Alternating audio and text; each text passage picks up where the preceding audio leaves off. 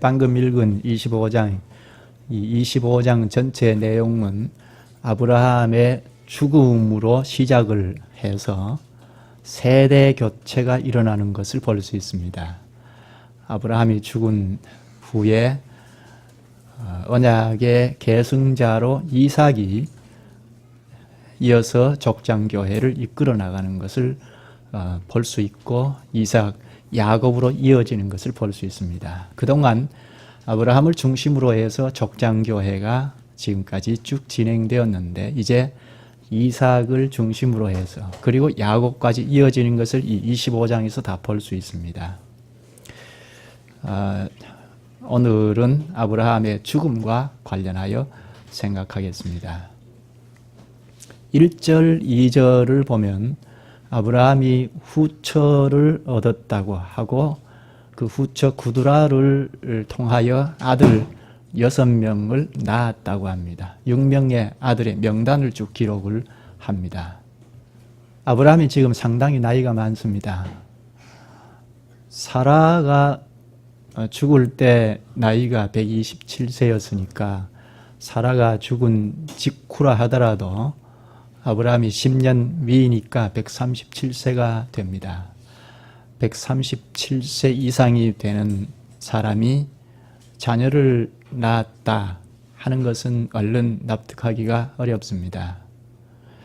히브리서 11장 12절에 보면 이삭이 태어나기 전에 이미 아브라함은 생산할 능력이 없다, 죽은 사람같이 되었다고 합니다.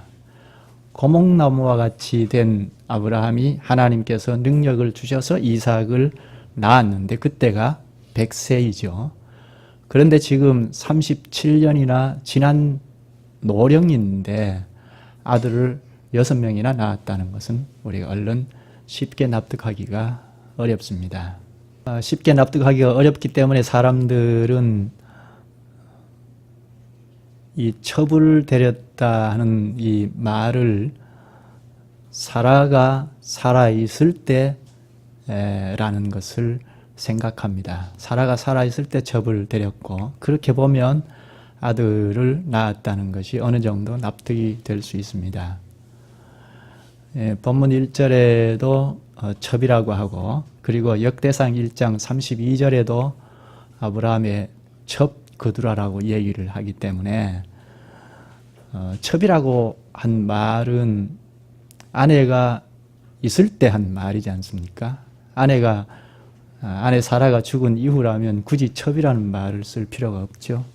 아내라고 해도 될 것입니다.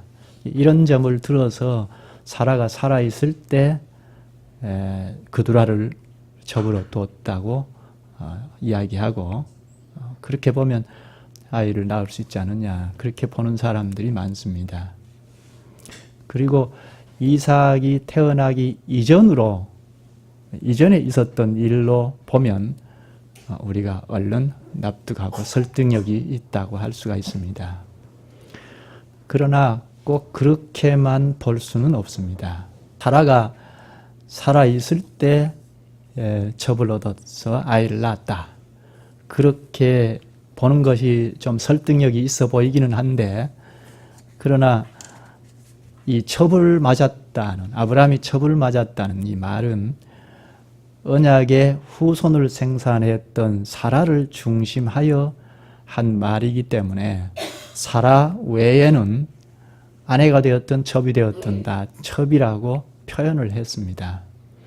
따라서 사라가 죽은 이후에 그두라를 얻었다 하더라도 첩이라는 표현을 한 것입니다. 그렇다면 적어도 137세 이상이 되는 아브라함이 아들 6명이나 가졌다는 것은 어떻게 설명할 것인가? 이 문제가 있죠. 어떻게 노령인데 아이를 낳을 수 있었는가? 방금 말한 히브리서 11장 12절에 아브라함은 이미 생산 능력이 상실한 죽은 자와 같았다고 하는데, 그때가 이삭을 낳기 전입니다. 그런데 이미 37년이나 지난 지금에 와서 어떻게 아이를 가질 수 있는가? 이것도 역시 이삭을 낳을 때도 죽은 자와 같았지만 하나님께서 능력을 주셔서 하나님의 능력으로 생존할 수 있게 된 것 아닙니까? 그것처럼 지금도 6명이나 낳은 이것도 사람의 힘으로는 할 수 없는데 하나님의 능력으로 낳았다고 볼 수가 있습니다. 물론 이것이 우리 이성으로 납득하기는 쉽지 않습니다. 그러나 하나님께서 아무것도 없는 중에 말씀의 능력으로 만물을 지으신 분인데 사람 하나를 지으시는 것, 새로 태어나게 하시는 것 문제가 없지 않습니까? 그런 능력이 하나님께서, 전능하신 하나님께서 아브라함을 복을 주사 6명을 더 갖게 하셨다고 볼 수 있습니다. 그렇다면 이 창세기 본문을 기록한 기자가 무엇 때문에 아브라함 생의 마지막 시기에 이렇게 6 아들을 낳았다는 기록을 남겼는가 하는 것입니다. 무엇 때문에 기록을 남겨 놓았는가 하는 것입니다. 이 기록을 제일 먼저 본 사람이 누군가요? 모세가 이 기록을 했는데 이 본문의 내용을 제일 먼저 보고 들은 사람이 누굴까요? 그렇죠. 이스라엘 백성들이죠. 출애굽의 구원을 맛보고 광야로 나온 이스라엘 백성들이 이 본문을 처음 대면한 것입니다. 첫 독자인 광야 이스라엘 백성들에게 무엇을 말씀하고자 한 것일까요? 2절을 보면 아브라함과 그두라 사이에 6명의 아들이 태어났다고 하고 명단이 쭉 기록되어 있고 3, 4절을 보면 총 16명의 후손을 말합니다. 이것은 첫째는 아브라함이 하나님께서 내리신 복을 받아 누렸다는 것을 말하고자 하는 것입니다. 하나님께서 아이를 낳을 수 없는 데서 이삭을 갖게 하실 뿐 아니라 생애 말년에 6명이나 더 갖게 되고 자손들이 후손들이 16명이나 갖게 되었다는 것을 가르치고자 한 것입니다. 광야로 나온 이스라엘 백성들에게 문제가 무엇입니까?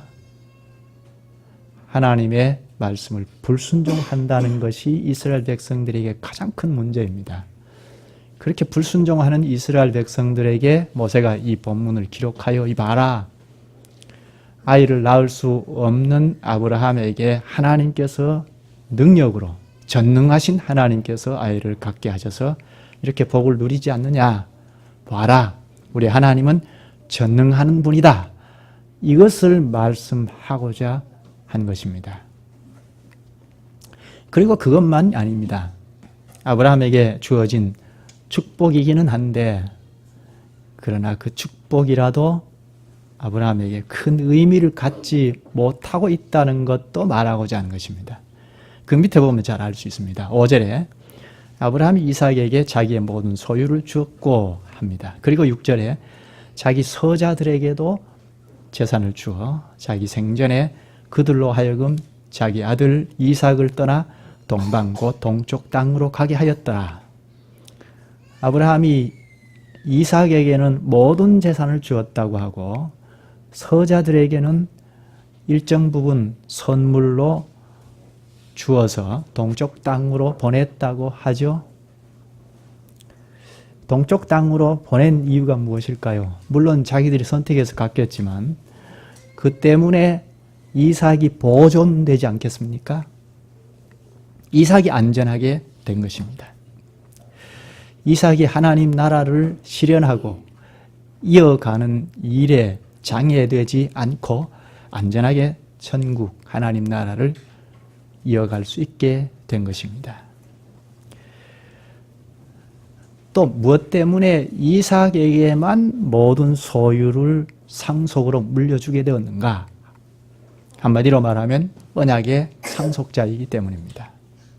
언약의 상속자가 아닌 다른 서자들에게는 일정 부분 선물로 준 것뿐인데요. 그 서자들이 하나님의 복으로 아브라함에게 주어졌다 하더라도 언약의 상속자는 아니지 않습니까? 그러니까 그 아들들이 큰 의미를 갖지 못한다는 것입니다. 이것은 오늘 우리도 마찬가지입니다.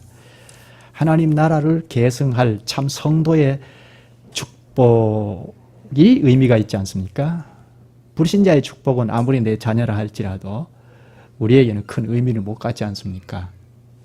그처럼 아브라함에게도 많은 자녀가 축복이기는 합니다. 하나님께서 은혜를 베푸신 것은 사실이지만, 그러나 언약의 나라에서는 큰 의미를 갖지 못한다는 뜻입니다. 일반 은혜에 불과한 것이기 때문입니다. 아브라함 마음에는 항상 무엇이 있었나요? 하나님 나라가 있었습니다. 고향 땅을 떠날 때부터 75세가 되어 고향 땅을 떠날 때부터 지금까지 175세까지 75세에서 175세 100년간 나그네 생활을 하면서 항상 그 마음 가운데는 천국을 실현해야 하겠다는 것과 그 천국을 계승해 나가야 하겠다는 것이 있었습니다. 따라서 그 하나님 나라를 실현하고 계승하고 할 이삭에게 모든 재산을 물려줄 수밖에 없는 것입니다. 그래서 이삭에게 자신의 소유를 다 준 것입니다. 아브라함의 생애에서 가장 중요한 것은 바로 하나님 나라였습니다. 하나님 나라를 유업으로 받아서 그 나라를 실현하고 이어줘야 한다 할 때 이삭이 계승자이니까 그 이삭에게 집중하지 않을 수 없던 것입니다. 그래서 생애 말년에도 집중한 것은 하나님 나라였고 그 하나님 나라를 이어갈 이삭에게 집중한 것입니다. 생애 말년에 언약의 계승자인 이삭에게 모든 재산을 물려준 것을 보면 생애 마지막까지 아브라함은 하나님 나라, 하나님의 교회, 그리고 상속자에게 집중한 것이 분명합니다. 6 아들에게는 적당한 선물을 주어서 동쪽으로 떠나보냈는데, 그러나 이삭에게는 모든 소유를 상속으로 물려주었습니다. 여기서 우리가 생각할 수 있는 것은 언약의 자손이 아닌 경우에 하나님 나라에 들어갈 수 없음을 잘 볼 수가 있습니다. 고린도전서 15장 50절에 보면 형제들아 내가 이것을 말하노니 혈과 육은 하나님 나라를 이어받을 수 없고 또한 썩는 것은 썩지 아니하는 것으로 그것을 유업으로 받지 못하느니라. 이삭 외에 하나님의 일반 은총으로 주어진 모든 자녀는 하나님 나라를 유업으로 받을 수 없었습니다. 오늘 우리에게도 마찬가지죠. 하나님께서 택한 언약민이 하나님 나라를 유업으로 받을 수 있지 않습니까? 아브라함은 이 점을 잘 알고 이삭을 철저히 지키고 안전장치를 다 마련해 준 것입니다. 물론 배후에 하나님께서 이삭을 보존하시기 위하여 그 곁에 있는 아들들을 다 떠나 보내게 하신 것입니다. 그리고 아브라함은 죽음에 이르게 됩니다. 본문 7, 8절을 볼까요? 아브라함의 향년이 175세라 그의 나이가 높고 늙어서 기운이 다하여 죽어 자기 열조에게로 돌아가네. 창세기 12장부터 우리가 숨가쁘게 읽어온 아브라함의 생애가 여기서 종지부를 찍습니다. 70년간 터전을 일구어 왔던 아브라함에게 하나님께서 찾아오셔서 그 고향 땅 친척 아비집을 떠나라 하시면서 내가 너로 큰 민족 하나님 나라를 이루게 하리라 하셨는데 그 말씀을 쫓아서 고향 땅을 떠나서 가나안 땅에 들어와서 지금까지 나그네로 살아왔습니다. 그리고 175세를 마감으로 생을 마감합니다. 때때로 실수도 하고 그것 때문에 이방인들에게 호되게 질책을 당하기도 했고 또한 언약의 동지이자 친척인 롯을 떠나보내는 가슴 아픈 일도 있었습니다. 그런데 그 롯이 저 동쪽의 그돌라오멜 동맹군에게 붙잡혀 포로로 끌려갔다는 소식을 듣고 318명의 정예 부대를 이끌고 전쟁에 뛰어들기도 했습니다. 그래서 그돌라오멜 동맹국을 능히 물리치고 승리하고 돌아오자 영원한 제사장 멜기세덱에게 축복을 받게 되었습니다. 그리고 그 옆에 있던 소돔성 사람들 그리고 가나안 원주민들로부터 찬사를 받고 위상이 높아지게 되기도 했습니다.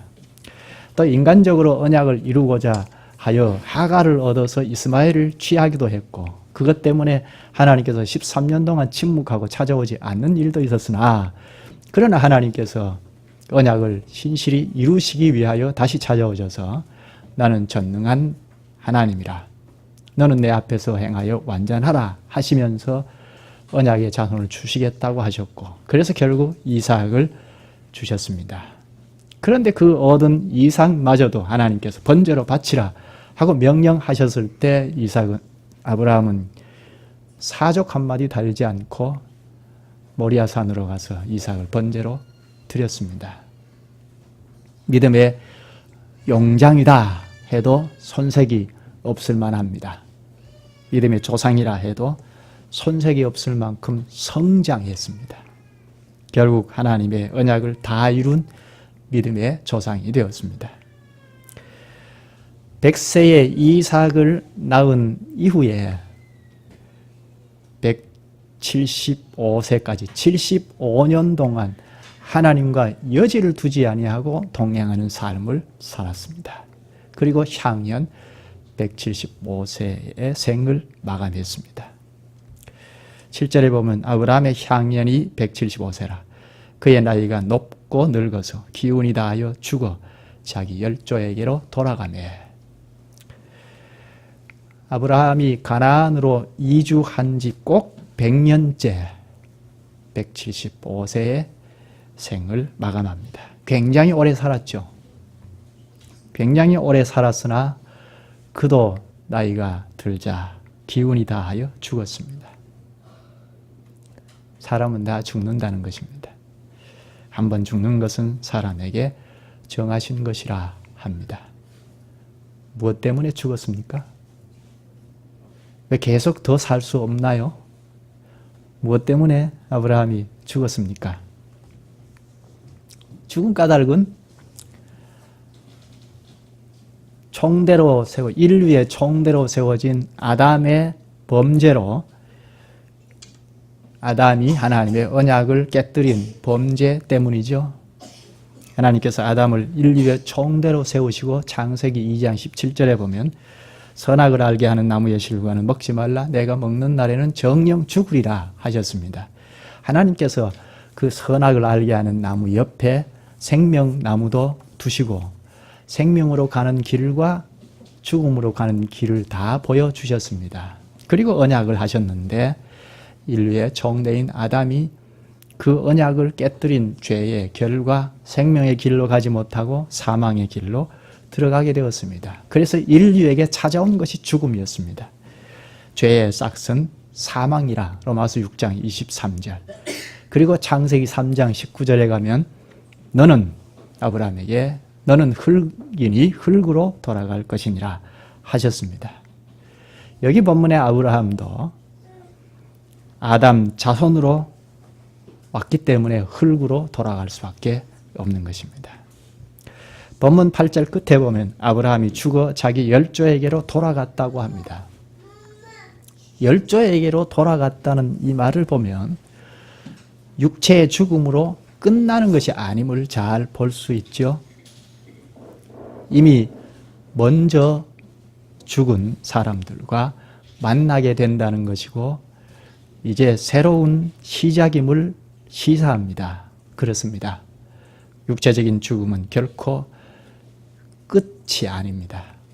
고린도후서 5장 1절에 만일 땅에 있는 우리의 장막 집이 무너지면 하나님께서 지으신 집 곧 손으로 지은 것이 아니요 하늘에 있는 영원한 집이 우리에게 있는 줄 아느니라.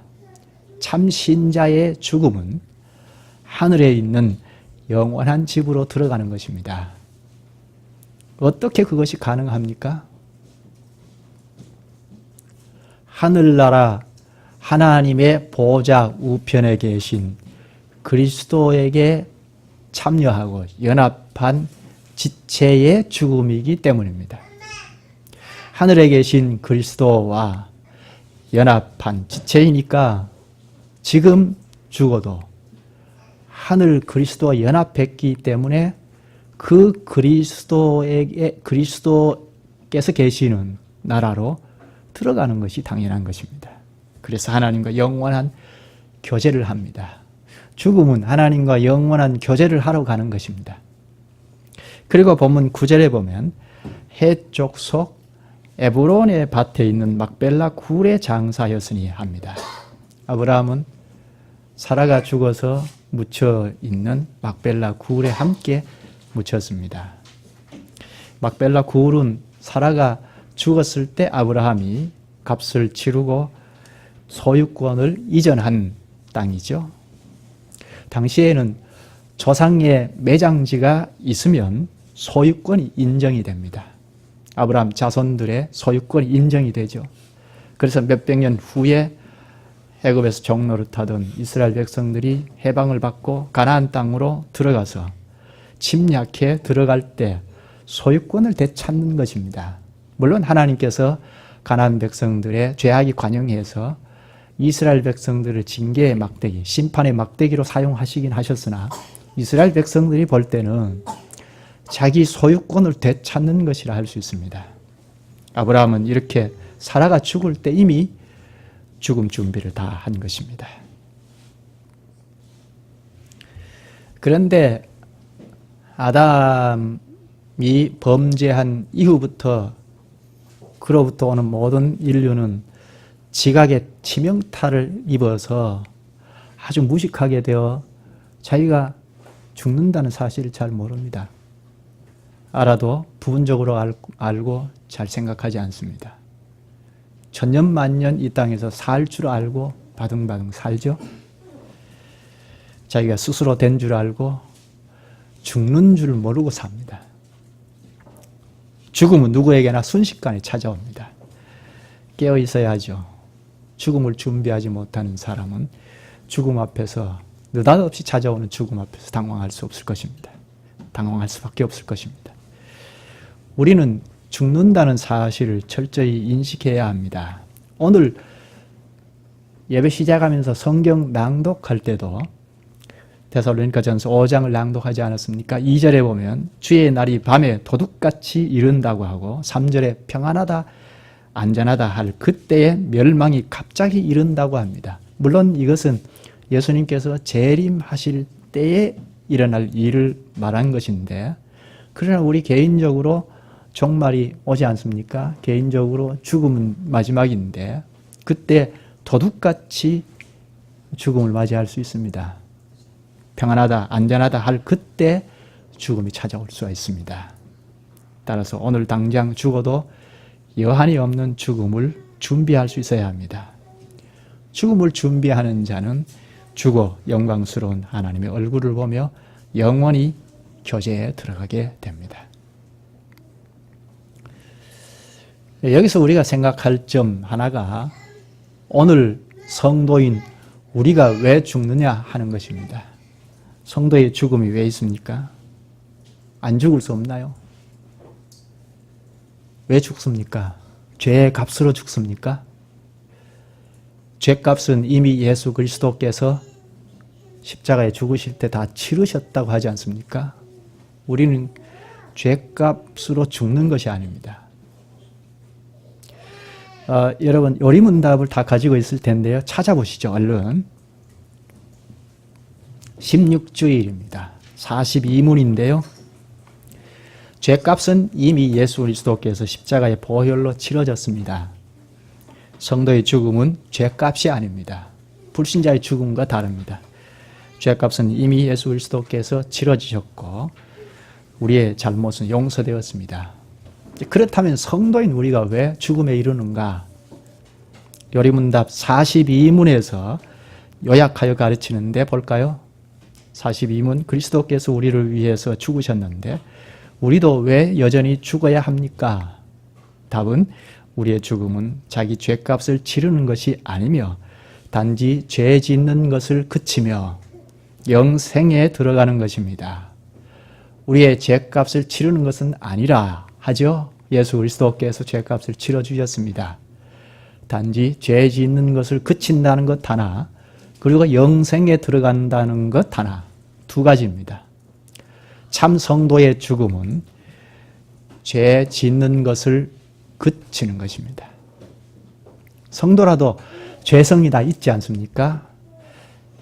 그리스도와 연합했기 때문에 그리스도의 생명, 새 생명이 있습니다. 그러나 아직도 아담적인 요소, 죄성이 있습니다. 이 죄성 때문에 우리는 어쩔 수 없이 죄를 지을 때가 있고 그것 때문에 괴로워하고 어쩔 줄 몰라 합니다. 죄와 싸우지 않을 수 없고 날마다 전투하며 살아가지 않을 수 없습니다. 참 신자는 죄와 전투하고 씨름하면서 살아갑니다. 죄가 있어도 아무런 반응이 없고 아무런 싸움이 없고 전투가 없고 하다면 그가 생명이 있는가 생각해 봐야 하죠. 새 생명을 가진 자라면 신령한 전투가 있습니다. 씨름이 있습니다. 그러나 죽게 되면 이제 죄와 전투하는 것은 그칩니다. 씨름하는 것이 다 멈춥니다. 죄 짓는 것이 그쳐집니다. 둘째, 성도의 죽음은 영생에 들어가는 관문입니다. 영생에 들어가는 관문이라면 우리의 죽음은 더 이상 두려운 것이 아니죠. 이 땅에서 그리스도처럼 성화해 가다가 이제 죽음을 통하여 비로소 완성이 됩니다. 완전한 성화에 이르게 됩니다. 성도의 죽음은 이런 점에서 하나님께서 마련하신 성화의 최종적 수단입니다. 하늘나라는 온전히 성화된 사람들만 들어가게 되어 있습니다. 그래서 히브리서 12장 23절에 보면 하늘나라에는 온전케 된 의인들의 영들만 있다고 말합니다. 죽게 되면 우리의 육체는 무덤에 묻혀서 썩게 됩니다. 그러나 주님께서 다시 오실 때는 썩은 우리의 육체도 다시 일으켜 세워 화하게 해서 영광의 몸을 입고 영광의 나라에 들어가게 됩니다. 이런 점에서 성도의 죽음은 주님 안에서 잠잔다 하는 표현을 씁니다. 언젠가는 썩은 이 몸도 다시 일으키심을 받기 때문입니다. 고린도전서 15장 51절에서 53절에 이렇게 말합니다. 보라, 내가 너희에게 비밀을 말하노니 우리가 다 잠잘 것이 아니요 마지막 나팔의 순식간에 호련히 다 변화하리니 나팔 소리가 나매 죽은 자들이 썩지 아니할 것으로 다시 살고 우리도 변화하리라. 이 썩을 것이 불갑을 썩지 아니할 것을 입겠고 이 죽을 것이 죽지 아니함을 입으리로다. 우리가 이런 부활과 영화의 소망을 가지고 있습니다. 그러나 불신자는 죄값으로 죽음에 이르고 죽은 이후에 영원한 고통 가운데 떨어집니다. 여기까지 하죠. 자비하신 주님, 주님께서 오늘 저희에게 아브라함의 죽음을 통하여 사람은 누구나 다 죽음에 이른다는 것을 가르쳐 주셔서 저희가 절대 느슨한 삶을 살아갈 수 없고 죽음을 준비하면서 살아가는 지혜로운 사람이 되게 하시오니 감사옵나이다. 특별히 그리스도께서 십자가에서 저희를 극진히 사랑하사 저희를 대신하여 죽음으로써 저희 죄값을 완전히 다 치러주셨사옵니다. 이제 저희는 죄값으로 죽음에 이르는 것이 아니기에 죽음이 두렵지 않도록 해주셨사옵니다. 죽어도 살겠고 또 살아서는 주님의 거룩한 나라를 실현하면서 가치 있는 삶을 살아갈 수 있게 되었사옵니다. 또한 저희에게 죽음 후에는 죄 짓는 것을 이제 그치고 영생에 이르는 소망도 주셨사옵니다. 이런 소망을 가진 저희는 주님이 가르쳐 주시는 삶과 죽음에 대한 뜻을 더 잘 배우고 깨닫는 대로 나아가게 하여 주시기를 원하옵나이다. 예수님의 이름으로 기도하옵나이다. 아멘.